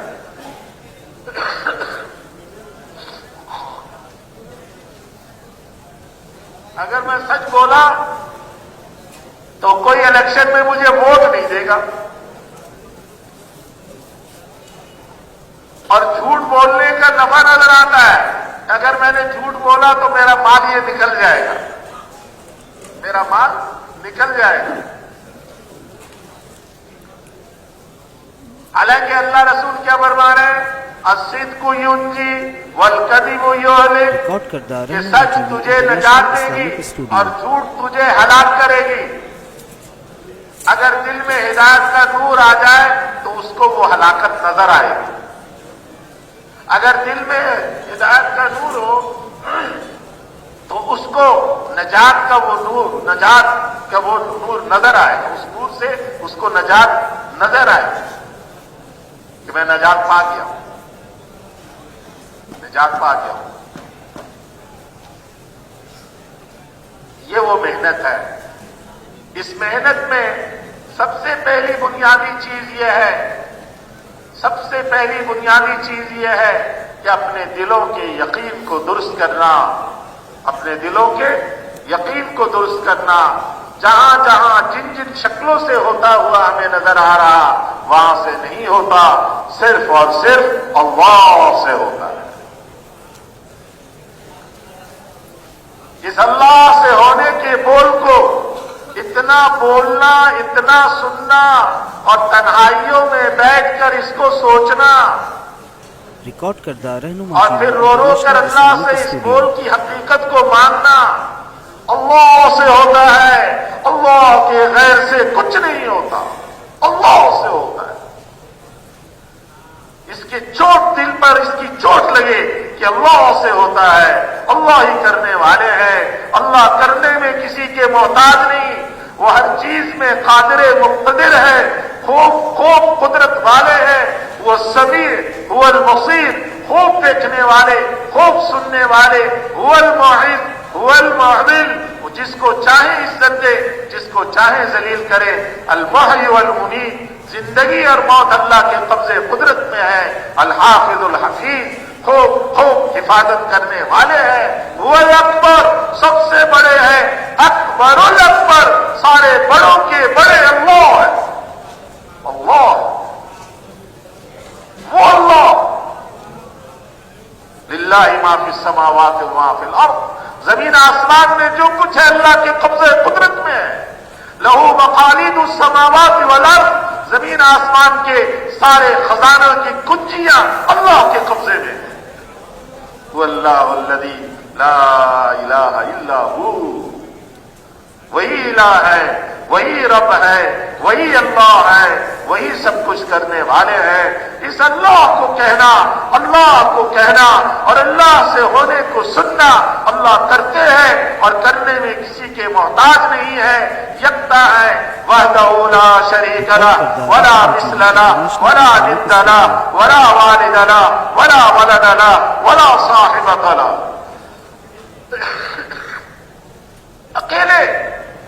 اکیلے ہیں، یکتا ہے. کوئی اللہ کا شریک نہیں، کوئی ساتھی نہیں، کوئی اس جیسا نہیں، کوئی باپ نہیں، کوئی بیٹا نہیں، کوئی بیوی نہیں. اللہ اکیلے تنے تنہا احد الصمد ہے، بے نیاز ہے. سب بن جیتے ہیں اور کوئی اس بن نہیں جی سکتا. جسے اللہ زندہ رکھے وہ زندہ رہتا ہے، جسے اللہ مارتے ہیں وہ مرتا ہے. میرے بھائیوں اور بزرگوں، جس محنت کے لیے ہم یہاں جمع ہیں اس محنت کی سب سے پہلی بنیادی بات ہے یقینوں کی تبدیلی. اپنے دل کے یقین کو درست کر لینا. آج تو ہم سب جینے کی تمنا لیے بچے ہیں، ساری فضائیں، ساری حکومتیں، سارے عہدے منصب، ساری وزارتیں، صدارتیں، ساری تجارتیں، زراعتیں، ساری یہ بلڈنگیں، نقشے، یہ سب جینے کے لیے بنائی جا رہی ہیں ریکارڈ کردہ رہنما T V international Islamic studio. کہ ہم سب نے جینا ہے۔ حضرت امام حسین ابن علی رضی اللہ تعالیٰ عنہ نے فرمایا کہ حضور صلی اللہ علیہ وسلم ایک دن تشریف لائے، منبر پہ کھڑے ہوئے، صحابہ آپ کے سامنے، صحابہ رضوان اللہ علیہم اجمعین کی مقدس جماعت وہ ساری سامنے بیٹھی ہے۔ حضور صلی اللہ علیہ وسلم نے فرمایا ایھا الناس کأن الموت فیھا علی غیرنا کتب۔ 1400 سال پہلے حضور نے صحابہ سے یہ بات کی، ارے لوگو تم تو اس دنیا میں یوں جی رہے ہو جیسے موت تمہارے اوپر نہیں کسی اور کے لیے۔ ابھی ایک وبا میں لوگ بڑے مرتے رہے نا، تو ہر آدمی یہ سمجھتا تھا کہ مجھے نہیں آئے گی، مجھے تو کچھ نہیں ہوگا، دوسروں کو ہو رہا، بس وہ جا رہے ہیں، وہ مر رہے ہیں۔ یا کسی بھی بیماری میں، کسی بھی چیز میں کسی کے مرنے کی خبر آتی ہے تو ہم الحمدللہ۔ صبح مولوی صاحب دھیان میں بتا رہے تھے، کیا کہا کہ میں مرتے مرتے بچ گیا۔ تو مولوی صاحب نے کہا نا بیان میں، ہمارے مولوی باز اللہ نے، کہ مرتے مرتے میں بچ گیا، اور بچتے بچتے ایک دن مر جائے گا۔ مرتے مرتے بچ گیا، کوئی بچ سکتا ہے؟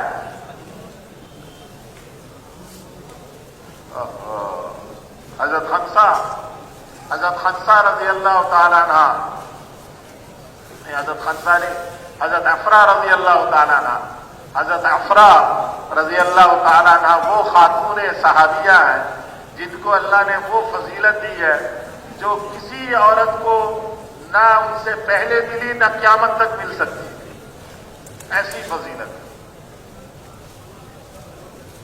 کائنات میں کسی عورت کو وہ فضیلت نہیں ملی جو حضرت افرا رضی اللہ تعالیٰ عنہ کو فضیلت ملی۔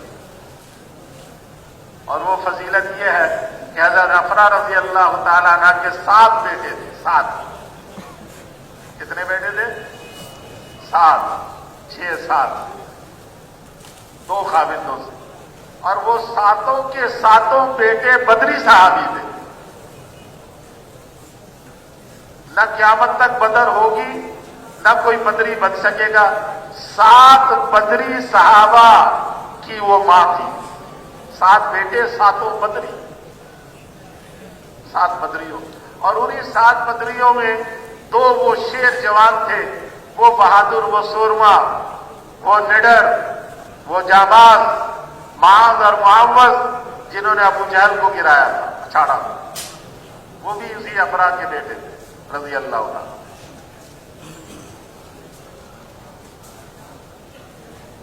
اس بدر میں 3 یا 4 بیٹے ان کے شہید ہو گئے، تو حضور صلی اللہ علیہ وسلم کی خدمت میں آ کر عرض کرنے لگے، یا رسول اللہ، میرے جو خوش نصیب بچے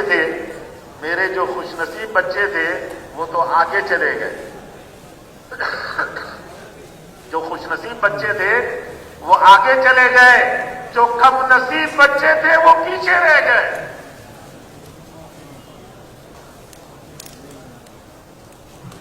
ہمارے بول ہی الٹے ہیں، ہم کہتے ہیں جو بچ گیا وہ خوش نصیب، جو شہید ہو گیا وہ بد نصیب۔ ارے جب شہید ہو گیا ادھر کہتے ہیں شہید ہو گیا، پھر بد نصیبی کس بات؟ شہادت کے بعد پھر بد نصیبی کس بات؟ شہادت کے بعد پھر ماتم کس چیز کا؟ شہید کے تو بدن کے خون کے قطرے زمین پر گرنے سے پہلے اس کی بخشش کر دی جاتی۔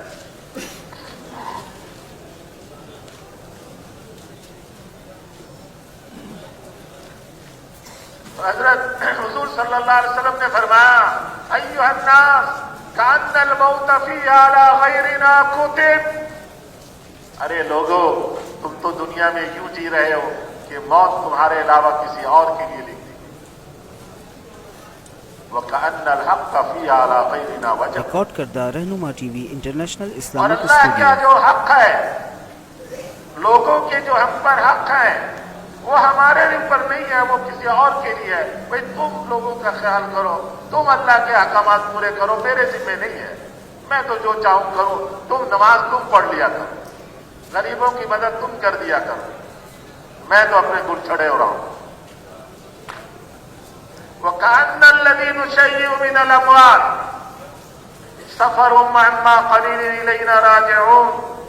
اور جن کو ہر آئے دن ہم کفن میں لپیٹ کر آگے روانہ کر رہے ہیں، قبر میں ڈالتے چلے جا رہے ہیں، یوں لگتا ہے کہ جیسے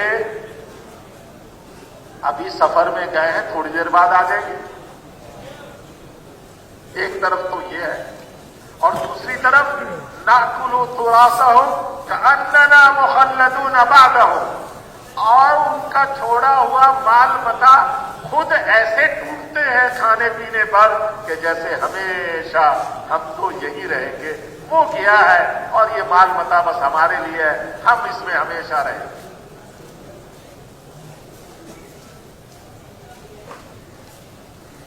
طوبى لمن شغله عيب عن عيوب الناس. خوشخبری ہے، مبارکبادی ہے.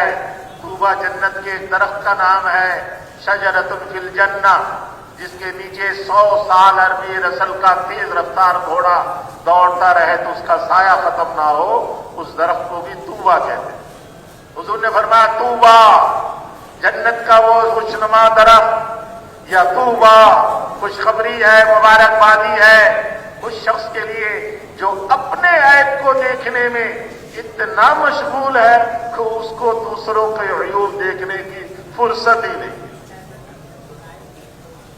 ہمارا حال تو الٹا ہے، ہمیں دوسروں کے عیوب دیکھنے میں اتنا موقع ملتا ہے کہ اپنے عیب کو دیکھنے کے لیے وقت ہی نظر نہیں.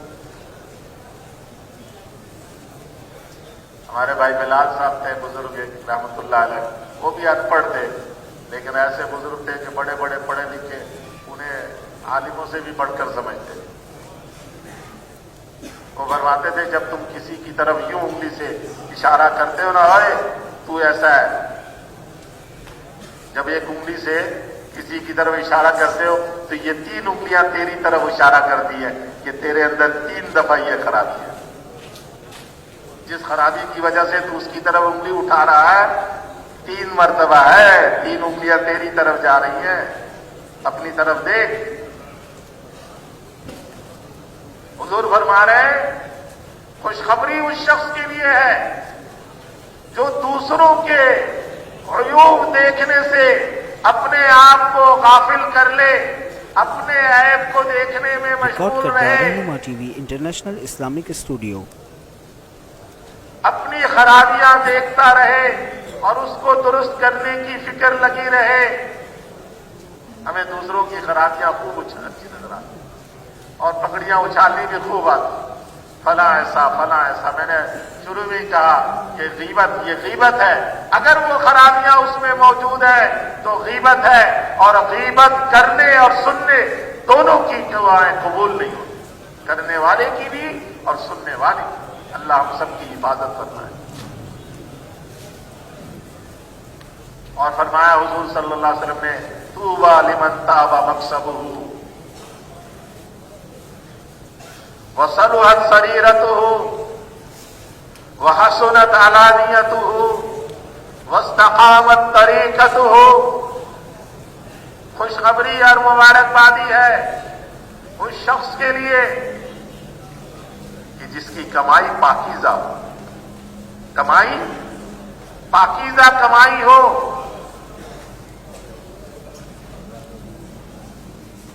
اور جس کے پوشیدہ اعمال، ریکارڈ کردہ پوشیدہ رہنما اعمال ٹی وی جو انٹرنیشنل چھپ چھپ کر اسلامک کرتے ہیں اسٹوڈیو. وہ نیک ہو. چپکے سے چھپ کر تنہائی میں اندھیریوں میں جو اعمال کیے جائیں وہ نیک اعمال کیے جائیں، برے اعمال نہیں. اور جس کے علن اعلان اعمال خوشنما ہو، حسین و جمیل ہو. اسی اسی لیے کہا جاتا ہے حضور کی سنتوں کو خوبصورت بنا کر پیش کرو، داڑھی کو خوبصورت بنا کر رکھو، پگڑی کو اچھے طریقے سے باندھو، حضور کی سنت لباس کو پہنو۔ اب جب حضور کی سنت لباس کو آدمی خوبصورتی کے ساتھ اختیار کرتا ہے تو پھر اسے کہیں روک ٹوک نہیں ہوتی۔ دنیا جہاں میں حاجی صاحب کے ساتھ ہم پھرے 150 سے زیادہ ملکوں میں، کسی جگہ کسی ایئرپورٹ پہ 1 منٹ سے زیادہ وقت نہیں لگتا تھا ہمیں گزرنے میں۔ وہی پگڑی، وہی لباس، ہر جگہ ایئرپورٹ پہ ہم سے پوچھتے تھے کچھ لوگ آ کے کہ یہ سفید کپڑے تم لوگوں نے کیوں پہنے؟ میں نے کہا کیوں، تمہیں کیا لگتا ہے؟ کہتا بس ہم سب کا دل تمہاری طرف کھینچ رہا ہے۔ یہ گرو کون ہے؟ یہ بڑے، ہم ان کا پاؤں چھونے دو، کوئی کہتا ہمیں ان کا ہاتھ چومنے دو، کوئی کہتا ایک تصویر لینے دو۔ سنت بھی یہ کشش ہے، یہ سنت کی جاذبیت ہے، سنت والی زندگی، سنت والی زندگی۔ ہمارے ایک صاحب اپنے 2 ملازم کے ساتھ ایک ملک میں گئے، وہاں اس ملک میں بڑی تلاشی تلوشی دیا جاتا تھا ایئرپورٹوں پہ، تو وہ 2 ملازم جو ہے وہ اس ملک کے لباس پہن کر اور بار بار اپنے مالک سے کہیں کہ صاحب آپ بھی اگر ہماری طرح لباس پہن لیتے تو اچھا ہوتا، آپ کی وجہ سے ہمیں وہاں تاخیر ہو جائے گی۔ وہ مالک جو ہے شلوار کرتا اور ٹوپی، داڑھی بھی اس کی پوری تھی، وہ کہے یار اللہ مالک ہے کوئی بات نہیں۔ یہاں سے جاتے ہوئے اس نے حاجی صاحب سے کچھ دعائیں وغیرہ پوچھ لی تھی، حاجی صاحب نے ریکارڈ دعائیں کردہ بتلا دی، رہنما ٹی وی یہ دعا انٹرنیشنل پڑھتے اسلامک رہنا۔ اسٹوڈیو۔ وہ اپنا دعائیں پڑھتا گیا۔ کہتا جب وہاں پہنچے وہ ہر تھوڑی دیر بعد آ کے کہیں کہ صاحب آپ اگر لباس بدل لیتے، ہمارا والا ہمارے پاس ہے، ایک سوٹ پہن لیں۔ تو کہتے نہیں یار اللہ مالک ہے، اللہ مالک، اللہ مالک، کہتے وہاں پہنچ گئے۔ جب پہنچے تو اس نے کہانی سنائی کہ ایئرپورٹ پہ جب ہم لائن میں کھڑے تھے تو وہ جو ہے امیگریشن والا افسر یوں چلتے چلتے جو ہے وہ جو خاتون امیگریشن میں وہاں آگے بیٹھی ہوئی تھی، اس نے یوں لائن کو دیکھا تو دیکھتے میرے اوپر اس کی نگاہ ٹک گئی اور مجھے انگلی کی اشارے سے اس نے یوں کہا باہر ہو جاؤ، باہر ہو جاؤ۔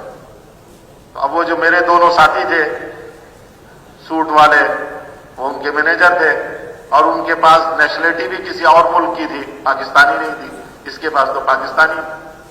کہنے لگا کہ وہ دونوں بڑے پریشان ہو گئے کہ وہ صاحب کو تو اب لے گئے، پتہ نہیں اب کتنا دیر اوور کریں گے۔ کہتے مجھے اس نے بلایا اور بلا کر جو ہے آگے اشارہ کیا آگے آ جاؤ۔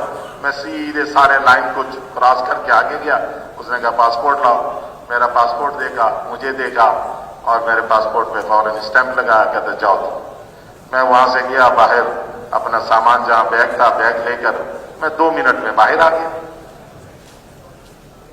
اور وہ میرے ساتھی سمجھ رہے ہیں مجھے کہیں لے گئے شاید، انہوں نے دیکھا میرا پاسپورٹ کہ ایک آدمی کے ساتھ مجھے بھیج دیا انہوں نے، تو مجھے تو بھیجا انہوں نے سامان کے پاس، میں سامان لے کر باہر آ گیا۔ پھر مجھے خیال آیا کہ باہر میں ان کا انتظار کروں تو یہ اچھا نہیں ہے، ہوٹل میں جانا ہے تو ہوٹل ان کو بھی پتا وہ آ جائیں گے، میں اپنا ہوٹل پہنچ گیا۔ وہ گھنٹوں بعد آئے اور آ کر سر ان کے جھکے ہوئے، کیونکہ ان کا تو سارے کپڑے شپڑے اتار کے انہوں نے پوری اچھی طرح جیسا وہ لیتے تھے وہ اس طرح انہوں نے ان کی تلاشی لی، مشینوں میں گزارا، پتہ نہیں کیا کچھ کیا ہو۔ تو میں نے اسے کہا، میں نے کہا یہ تیرا کمال نہیں ہے۔ وہ مجھے کہانی سنا رہا تھا کہ یہ ہوا اور وہ شرمندہ۔ اسے نے کہا میں نے تجھے کہا نہیں تھا کہ اللہ مالک ہے، تجھے پتہ ہی نہیں کہ ان لباس میں کیا طاقت ہے، ریکارڈ کرتا حضور صلی اللہ علیہ وسلم کی سنت لباس میں کیا قوت، کیا کشش ہے۔ اس عورت کو کیا تھا کہ پورے لائن میں سے ایک آدمی کو باہر نکال کے اپنے پاس بلا رہے۔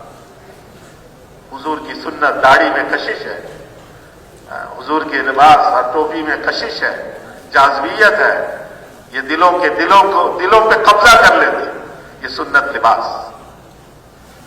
جو سنت لباس، سنت شکل صورت کو اختیار کر کے ڈرتا رہتا ہے، اللہ اس پر خوف مسلط کر دیتے، اللہ اس پر خوف مسلط کر دیتے۔ اور ہم نے دیکھا سب جگہ. میں نے بتایا نا کہ 1 سے 2 منٹ ہمیں نہیں لگتا.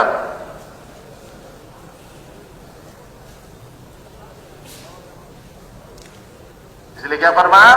حسنت علانیت، جو اعلانیہ اعمال ہم کریں وہ خوبصورت بنا کر پیش کریں. ایسا خوبصورت بنائے کہ لوگوں کے دل کھینچے اس کی طرف. اس کی خوبصورتی میں لوگوں کے دل کھینچیں گے، اس کی طرف آگے بڑھے. مستقامت طریقت ہو، اور راستہ سیدھا اختیار کرے.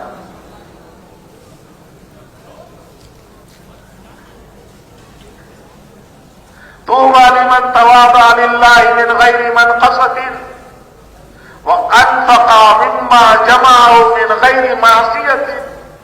خوشخبری اور مبارکبادی ہے اس شخص کے لیے کہ جس نے اللہ کے لیے تواضع، اللہ کے لیے اپنے آپ کو چھوٹا بنایا، اللہ کے لیے اپنے آپ کو بچھایا، کسی کے روب اور دبدبے کی وجہ سے نہیں،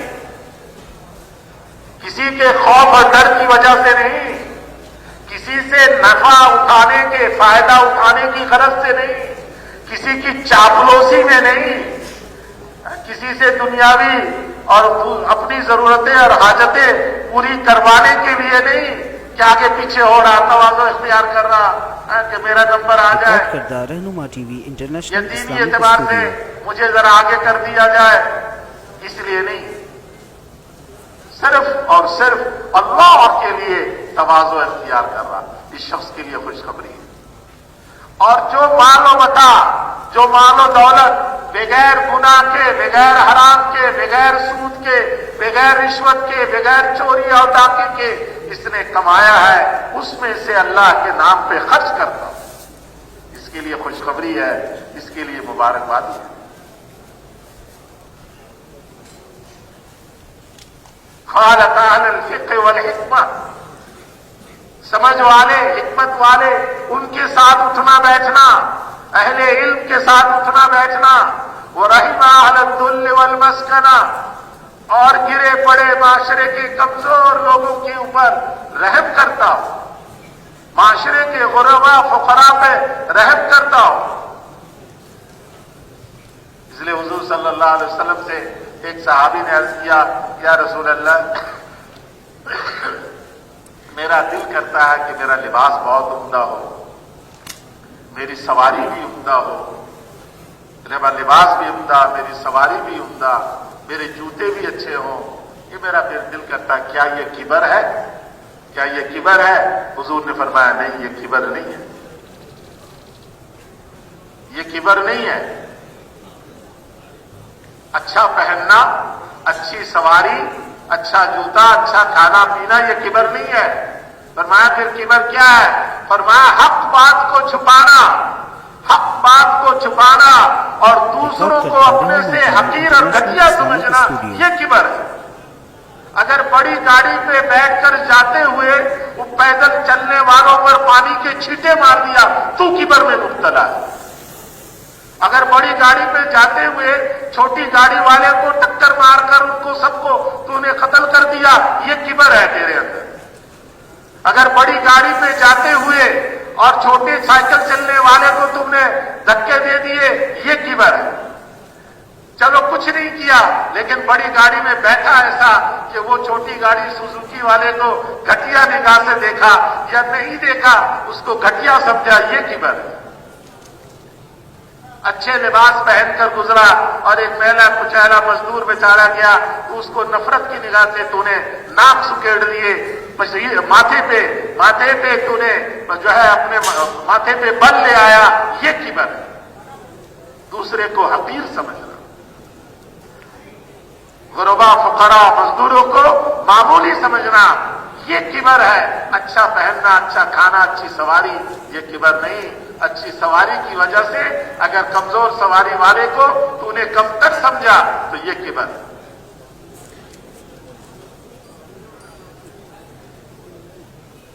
اس نے فرمایا رحم اہل الذل والمسکنہ وطوبى لمن انفق الفضل من ماله وامسك الفضل من قوله. خوشخبری ہے اس کے لیے جو اپنے زائد مال کو خرچ کرتا ہو. ہمارے عائشہ صاحب رحمۃ اللہ علیہ فرماتے تھے کہ اسلام میں جمع نہیں ہے، انٹرنیشنل اسلامک اسٹوڈیو اسلام میں خرچ کرنا ہے۔ یہ سارے بینکوں کا نظام یہ خلاف اسلامی ہے۔ جمع کرو، بینک کا مطلب کیا ہے؟ جمع کرو، بچت کرو، کل کام آئے گا۔ اسلام میں ہے خرچ کرو کل کام آئے گا، اللہ کے نام پہ خرچ کرو کل کام آئے گا۔ تم کل سمجھ رہے ہیں موت سے پہلے، ہم کل سمجھ رہے ہیں موت کے بعد۔ وہ کل جس کل کی ابتدا ہے انتہا نہیں، جس کل کو تم کل سمجھ رہے وہ تو موت پہ ختم ہو جائے گی۔ خرچ کرو کل کام آئے گا۔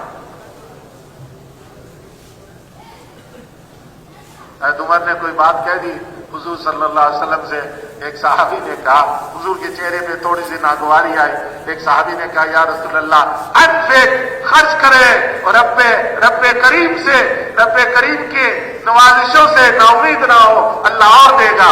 حضور خوش ہو گئے، کہنے لگے ہاں مجھے یہی حکم ہے کہ خرچ کرو، جتنا خرچ کرو گے اللہ اتنا اور دے گا۔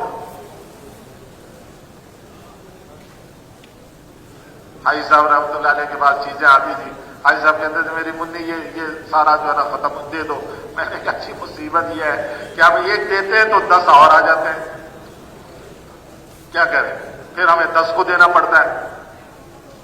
ہماری لڑائی رہتی تھی لانے والوں کو، بھائی کیوں لے کر آتے چیزوں، پھر ہمیں تقسیم کرنا پڑتا ہے۔ کیا کریں آپ؟ تقسیم کر دیتے ہیں تو جب 10 تقسیم کیا تو 100 آ گئے۔ اللہ کا نظام یہی ہے، ایک خرچ کرو گے تو 10 آئے گا۔ ہم کہتے ہیں یہ خرچ نہ کریں اور 10 آ جائے، یہ نہیں ہو سکتا۔ کیا فرمایا؟ اپنے زائد مال کو اللہ کے نام پہ خرچ کرو اور فالتو باتوں سے اپنی زبان کو روکے رکھو۔ وسعت السنہ ولم يعدل عنها الا بدعہ، اور حضور کی سنت والی زندگی ہمیں کافی ہو جائے اور سنت کو چھوڑ کر خلاف سنت جس کو بدعت کہتے ہیں اس میں ہم نہ پڑیں۔ ثم نزل، اور پھر یہ کہہ کہ حضور صلی اللہ علیہ وسلم ممبر سے نیچے اتر آئے۔ میرے محترم بھائی اور بزرگوں، ہم یہ وہ محنت ہے جس محنت کے ساتھ اللہ جل جلالہ نے انبیاء علیہ الصلوات والتسلیمات کو بھیجا۔ سب سے آخر میں نبی آخر الزمان، امام المرسلین، سید الانبیاء، خاتم النبیین، رحمت للعالمین، شفیع المذنبین، سرور کونین، تاجدار دو عالم، محمد مصطفیٰ احمد مجتبیٰ صلی اللہ علیہ وسلم کو اللہ جل جلالہ نے ساری انسانیت کی رہبری اور رہنمائی کے لیے اور ہدایت کے لیے، قیامت تک آنے والے فرد بشر کے لیے، ہر انس اور جن کے لیے نبی اور رسول بنا کر بھیجا۔ اور آپ کے ختم نبوت کی وجہ سے، آپ کے ختم نبوت کے صدقے میں، آپ کے ختم نبوت کی برکت میں، آپ کی پوری امت کو، ہر مرد کو، ہر عورت کو، ہر بوڑھے کو، ہر جوان کو، ہر پڑھے لکھے کو، ہر پڑھ کو، ہر عالم کو، غیر عالم کو، ہر صدر کو، ہر وزیر کو، ہر سیاست والے کو، تجارت والے کو، ہر زراعت والے کو، ملازمت والے کو، ہر عہدے اور منصب والے کو، ہر فوجی کو اور پولیس والے کو، ہر شعبہ زندگی سے تعلق رکھنے والے ہر مرد اور عورت، بوڑھے جوان، بچہ بچی، جو اللہ کو اللہ مان کر اللہ کے نبی حضرت محمد صلی اللہ علیہ وسلم پر ایمان لے آیا، حضور کے ختم نبوت کی وجہ سے اللہ کی طرف سے حضور صلی اللہ علیہ وسلم والی اس محنت کی ذمہ داری اللہ نے اس پر ڈال دی کہ انسانیت کے دلوں میں ہدایت کیسے آئے، ہدایت کا نور کیسے آئے۔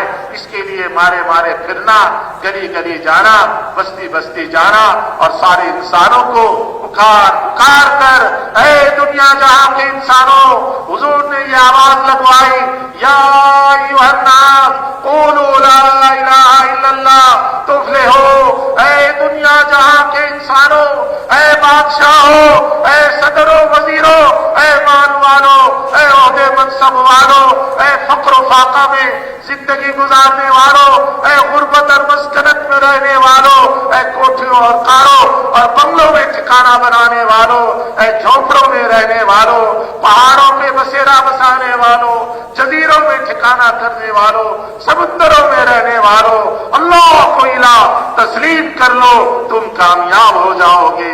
हुजूर सल्लल्लाहु अलैहि वसल्लम ने ये आवाज लगाई और लगवाई और अपनी पूरी उम्मत को ये आवाज लगाने की जिम्मेदारी देकर दुनिया से तशरीफ ले गए। क़यामत तक के लिए ये उम्मत अल्लाह की तरफ से मबऊस है, भेजी गई है इस काम के लिए, इस मेहनत के लिए, जिस मेहनत का लाजमी नतीजा है कि दिलों में हिदायत का नूर आएगा, अल्लाह के दिए हुए आमाल के मुनाफे नजर आएंगे और ये इंसान दुनिया में भी अल्लाह का नेक बंदा बनकर, सुरखरू होकर, कामयाब कामरान होकर, जिंदगी गुजार कर अल्लाह को राजी करके जाएगा और आखिरत की सारी मंजिलें इसके लिए आसान होंगी और जन्नतुल फिरदौस इसका ठिकाना होगा। हुजूर का साथ होगा, हुजूर की सोबत होगी, हुजूर की मजलिसें होंगी, सहाबा की वफाकत होगी और वहां के अल्लाह का दीदार और अल्लाह की तरफ से रहमतें और नेमतें, बेबहा नेमतें और जन्नत की वो बहारें और जन्नत के वो ठिकाने, वो जिंदगी जिसमें जिंदगी होगी मौत नहीं, जहां सेहत होगी बीमारी नहीं, जहां नेमतें होंगी परेशानी नहीं, जहां जवानी होगी बुढ़ापा नहीं, जहां सेहत के साथ बीमारी का नामो निशान नहीं होगा, वो जिंदगी होगी और हमेशा की होगी, जिसकी इब्तिदा होगी इंतहा नहीं, जो शुरू होगी खत्म नहीं। हजरत जुन्नून मिस्री रहमतुल्लाह अलैह वाज फरमा रहे थे। एक औरत, रेहाना उसका नाम, आकर कहने लगी, या मिस्रीयू सिर्फ लिल जन्ना वमा अल्लाह फी औलिया। अरे मिस्री, बड़े वाज करते हो, जरा बतलाओ तो सही कि जन्नत में अल्लाह ने अपने दोस्तों के लिए क्या तैयार किया। हज़रत जुन्नून रहमतुल्लाह अलैह ने फरमाया, या हादिही इन्न फिल जन्नती मा ला युहीतु बिही इल्मु आरिफिन वला याति अला ज़ालिका वस्फ़ु वासिफ़िन। अरे औरत, उस रेहाना को कहा, अरे औरत, जन्नत में जो कुछ अल्लाह ने अपने दोस्तों के लिए तैयार किया, सारे उलमा का इल्म मिलकर उसका इहाता नहीं कर सकते और तमाम औसाफ सिफात बयान करने वाले मिलकर उसके सिफात को बयान नहीं कर सकते। वलाकिन सअज़कुरु लकी बाद मा अअद्दल्लाहु ली वलिय्यिन मिन औलियाई। लेकिन तेरे लिए, सिर्फ तेरे लिए थोड़ा सा मैं वो बयान किए देता हूं, वो जिक्र किए देता हूं जो अल्लाह ने अपने दोस्तों में से एक दोस्त के लिए तैयार किया। सबके लिए नहीं, एक के लिए। फरमाया, इन्ना फिल जन्नति मरदन अफयहा मिनल फिद्दतिल बैदा। जन्नत में एक साफ शफाफ चांदी का जबरदस्त बाउंड्री वॉल है, इहाता है। फी वस्तिल मर्दि कसर मिन अद-दहबिल अस्फर। और उस वो जो फार्म हाउस समझ ले, वो जो चांदी के इहाते के बीचों बीच एक खाली सोने का महल है। वफी वस्तिल क़स्र क़ुब्बतुम मिनल याक़ूतिल अहमर।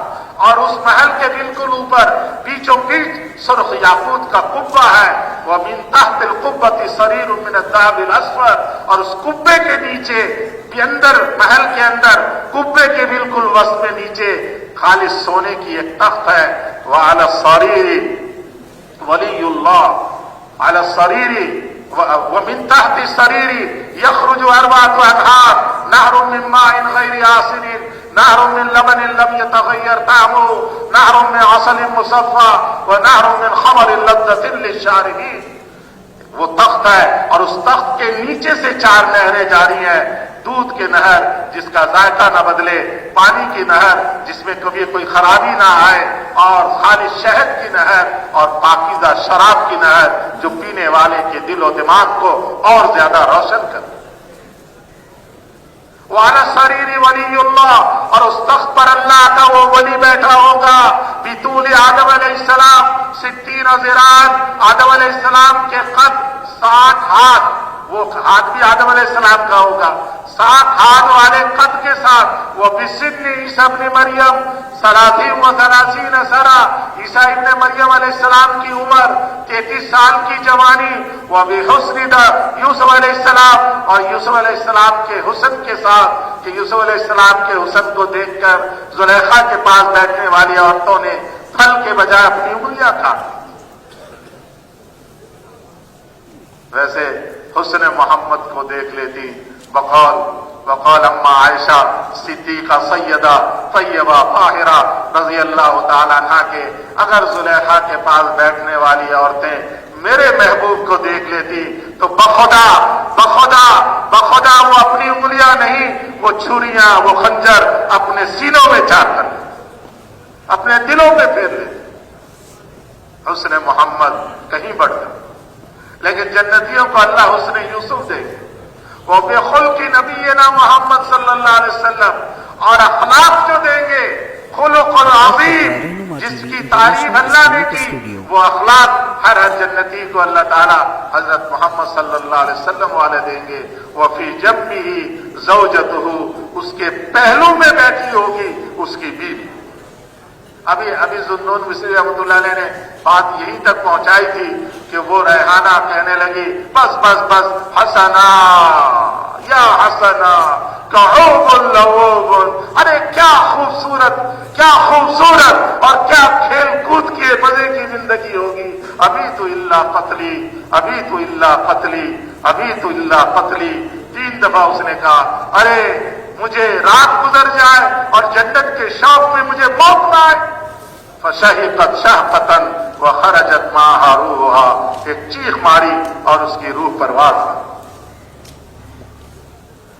جنت اور اس کے بارے میں جو کچھ بھی قرآن اور حدیث میں بیان کیا گیا ہے وہ سب اپنی جگہ، لیکن ایک حدیث قدسی میں حضور صلی اللہ علیہ وسلم نے فرمایا اعددت لعباد الصالحین ما لا عین رأت ولا اذن سمعت ولا خطر علی قلب بشر، کہ میں نے اپنے نیک بندوں کے لیے وہ کچھ وہاں تیار کیا ہے نہ کسی آنکھ نے دیکھا، نہ کسی کان نے سنا، نہ کسی کے جی میں اس کے بارے میں خیال ہی گزرا۔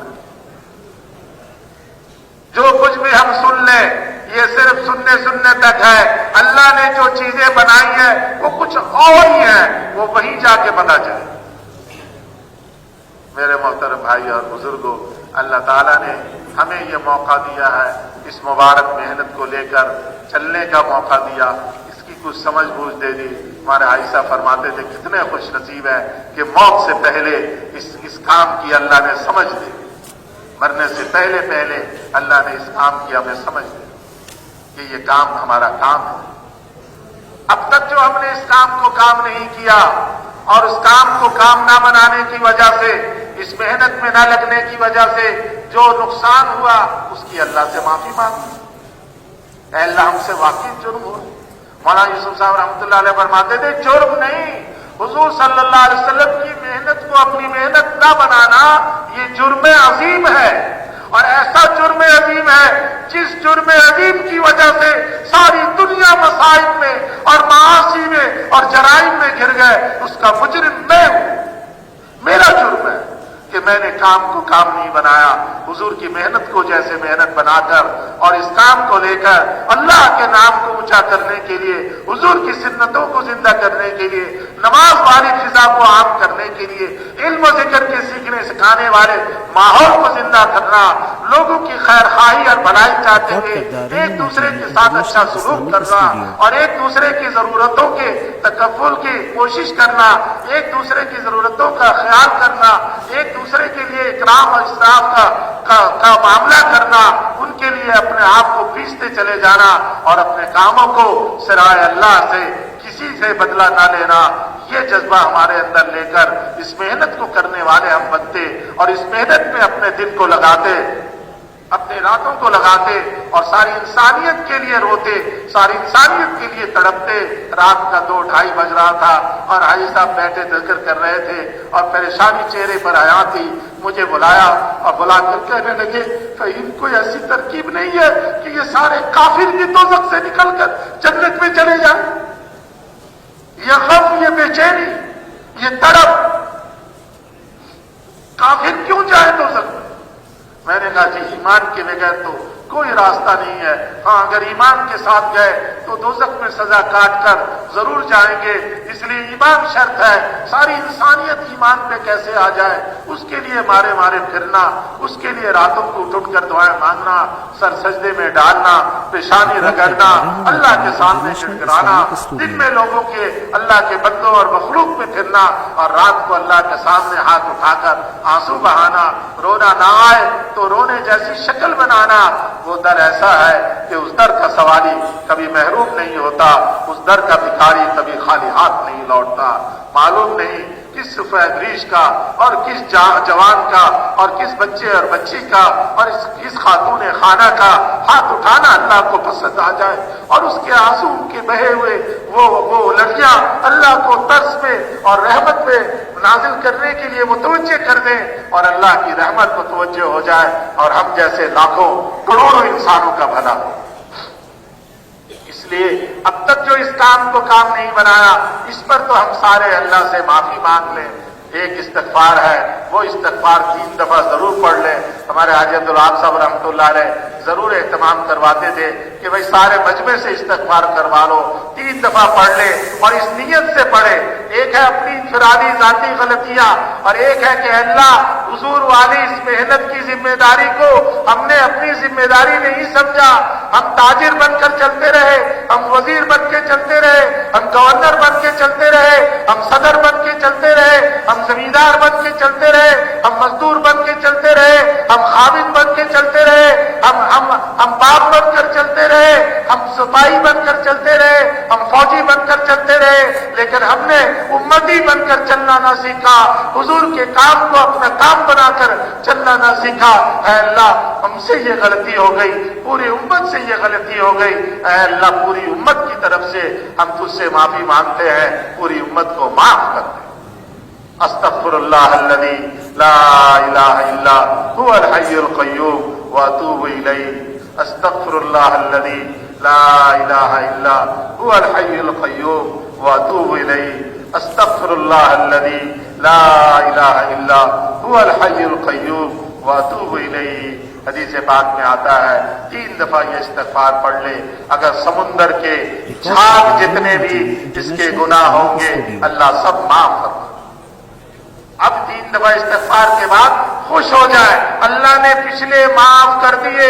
التائب من الذنب کمن لا ذنب له، گناہوں سے توبہ کرنے والا، معافی مانگنے والا وہ ایسا ہے جیسا کہ اس نے گناہ کیا ہی نہیں، اس نے گناہ کیا ہی نہیں۔ اور آئندہ کے لیے عزم کرے، ارادہ کرے کہ اس کام کو کام بنائیں گے۔ کام کو کام بنانے کا مطلب چلے 3 چلے سال 7 مہینے نہیں ہے، کام کو کام بنانے کا مطلب ہے جب جب جو تقاضا آئے گا اس تقاضے پہ اپنے آپ کو پیش کر دیں گے، اہل شورا دیکھیں گے، مشورے والے مشورہ کریں گے، مجھے مناسب سمجھیں گے تو بھیج دیں گے، مناسب نہیں سمجھیں گے تو مقام کے لیے تشکیل کر دیں گے، تو میرے لیے کام کو کام بنانا طے ہو۔ تیار ہے انشاءاللہ اس کے لیے؟ جو تیار ہے وہ ذرا بتلائیں کہ جی ہم نے طے کر لیا کہ اب اس کام کو کام بنائیں گے۔ اب اس کے اعتبار سے نیت ہم نے کر لی، نیت کر لی، تشکیل کے بعد مجھے یاد ہے بھولا نہیں ہو، میں نے کہا تھا بعد میں بتاؤں گا، اگر جس کو چاہیے وہ دعا جو حاجی صاحب نے اس تھانے دار کو بتلایا تھا وہ تشکیل کے بعد بتلاؤں۔ تشکیل کے وقت کوئی نہ اٹھے، بھیا برائے مہربانی چند منٹوں کی تشکیل کرتے ہیں ہمارے مولوی صاحب انشاءاللہ۔ تشکیل کے بعد مختصر سی دعا ہے، وہ دعا ضرور بتلاؤں گا انشاءاللہ، اور اس جوان کو جو حاجی صاحب نے پڑھنے کے لیے کہا تھا اس ملک میں جاتے ہوئے وہ بھی بتلا دوں، اور ایک اور چیز بھی بتلا دوں گا جو حاجی صاحب نے مجھے لے کر کہا تھا کہ سارے یورپ میں بتا کے رہا ہوں۔ جی جو نقد تیار ہے چلے 3 چلے کے لیے اپنی اپنی جگہوں پر کھڑے ہو جائیں، اللہ تعالیٰ قبول فرمائے۔ جی جلدی سے کھڑے ہو جائیں۔ نقد جو اجتماع سے نقد تشریف لے جائیں گے چلے 3 چلے کے، جن کا ابھی ارادہ ہو گیا وہ بھی کھڑے ہو جائیں۔ نقد جی ہر مسجد سے